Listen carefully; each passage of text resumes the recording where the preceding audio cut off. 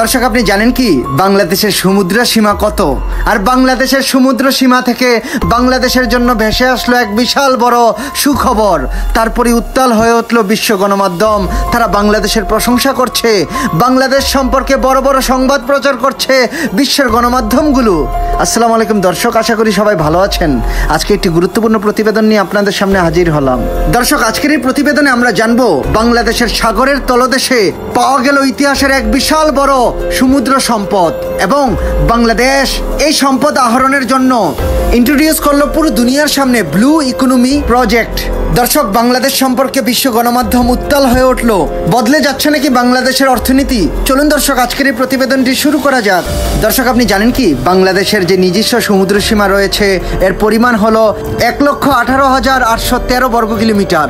এই বিশাল বড় আন্তর্জাতিক সীমানা বিশ্ব বাণিজ্যের সব থেকে গুরুত্বপূর্ণ হটস্পটের মধ্যে অন্যতম।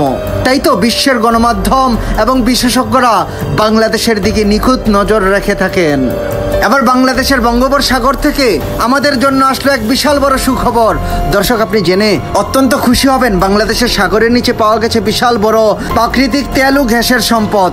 এই বিশাল বড় ভান্ডারের সাথে সাথে সাগরের তলদেশে পাওয়া গেছে বহু মূল্যবান খনিজ, বালু এবং বিভিন্ন ধরনের ধাতু, আর বিপুল পরিমাণে সামুদ্রিক মাছ এবং সামুদ্রিক জীব তো আছেই।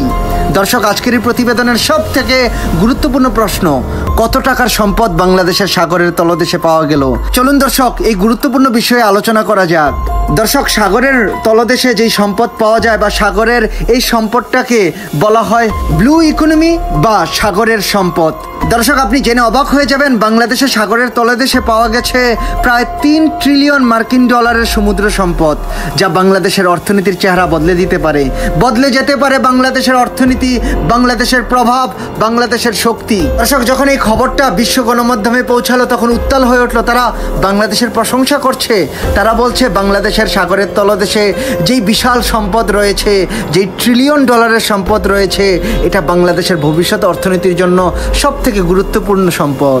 দর্শক, বাংলাদেশের এই ব্লু ইকোনমি প্রজেক্ট সম্পর্কে আপনি আপনার মূল্যবান মতামত কমেন্ট করে আমাদেরকে জানিয়ে দিন। এরকম আরো ভালো ভিডিও নিয়মিত পেতে আমাদের চ্যানেলটি সাবস্ক্রাইব করুন। ভিডিওটি ভালো লাগলে লাইক করুন এবং আপনার পছন্দের মানুষের সাথে এই ভিডিওটি শেয়ার করুন। আজকের মতো এতটুকুই থাক। আল্লাহ হাফেজ।